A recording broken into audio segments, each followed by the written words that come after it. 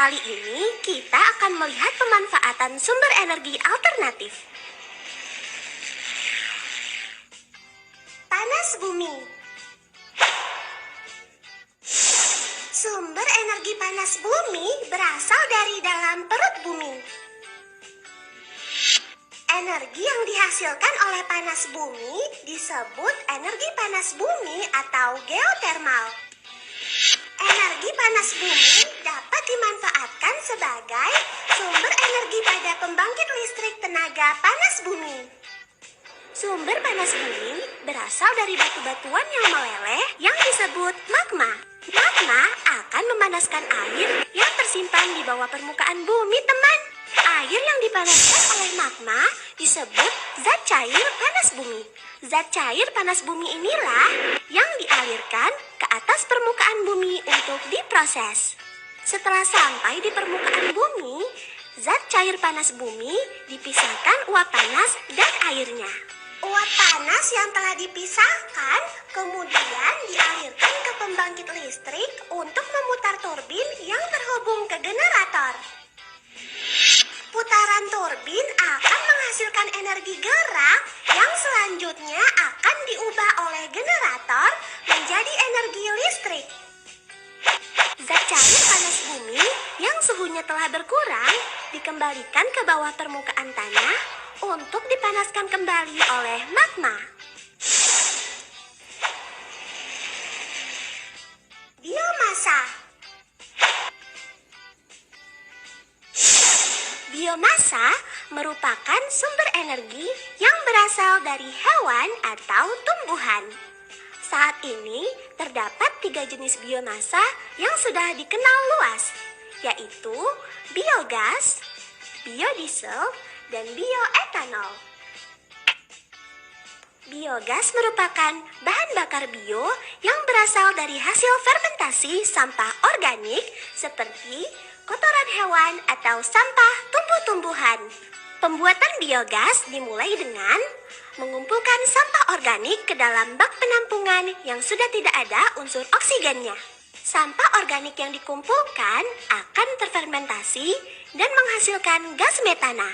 Gas metana inilah yang dapat dimanfaatkan sebagai bahan bakar pengganti minyak tanah atau gas LPG.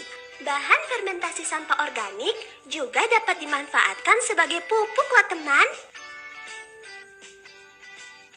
Biodiesel merupakan sumber energi yang dapat menggantikan bahan bakar solar untuk mesin diesel.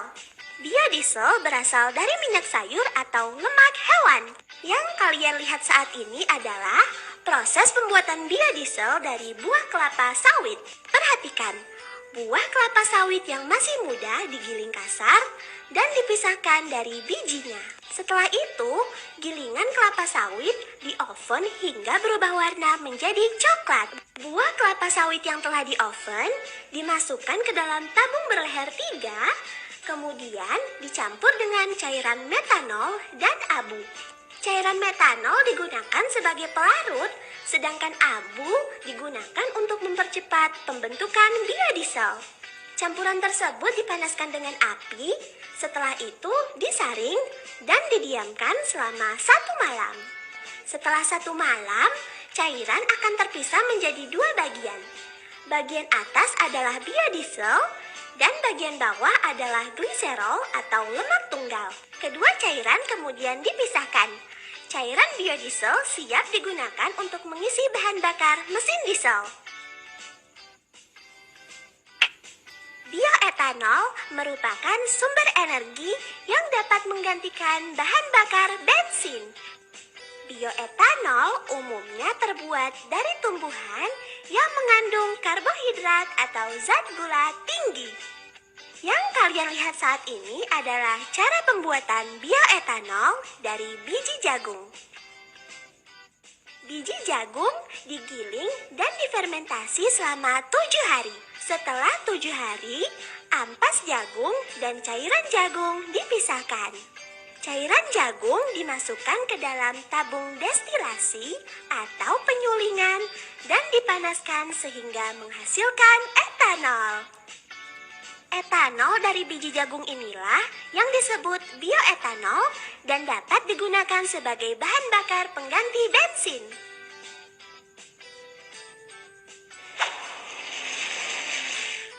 Angin. Angin merupakan gerakan udara yang terjadi karena perbedaan tekanan.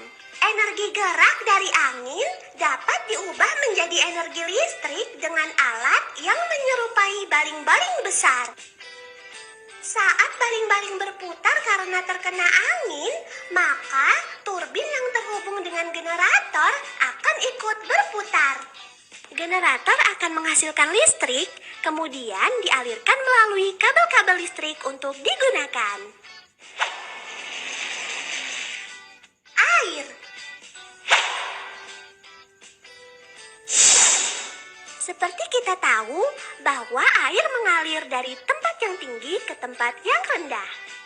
Gerakan alami air tersebut dapat kita manfaatkan menjadi energi listrik. Air yang mengalir dilewatkan melalui turbin sehingga turbin akan berputar. Putaran turbin akan menghasilkan energi yang selanjutnya akan diubah oleh generator menjadi energi listrik. Listrik yang dihasilkan generator akan dialirkan melalui kabel-kabel listrik hingga dapat digunakan untuk kehidupan sehari-hari. Gelombang air laut. Gelombang air laut adalah pergerakan naik turunnya air laut yang disebabkan oleh angin. Gerakan gelombang air laut tersebut ternyata dapat dimanfaatkan menjadi energi listrik. Gelombang air laut akan menggerakkan alat sehingga terjadi gerakan ke atas dan ke bawah seperti memompa. Air dari dalam laut akan memompa ke atas dan dialirkan untuk menggerakkan turbin. Energi gerak yang dihasilkan turbin akan diubah menjadi energi listrik oleh generator. Air yang telah digunakan untuk memutar turbin akan dikembalikan lagi ke laut. Matahari. Energi yang dihasilkan oleh matahari disebut energi surya. Energi surya dapat dimanfaatkan sebagai tenaga listrik melalui panel surya atau biasa disebut solar cell. Panel surya dipasang menghadap ke atas untuk menangkap sinar matahari. Panel surya terdiri dari 2 lapisan semikonduktor. Bagian atas bermuatan positif dan bagian bawah bermuatan negatif. Bagian bermuatan negatif akan menangkap energi dari matahari lalu akan dilepaskan ke lapisan bermuatan positif. Oleh karena itu, akan terjadi perbedaan tegangan yang menghasilkan arus listrik. Listrik akan distabilkan arusnya oleh alat konversi dan siap digunakan.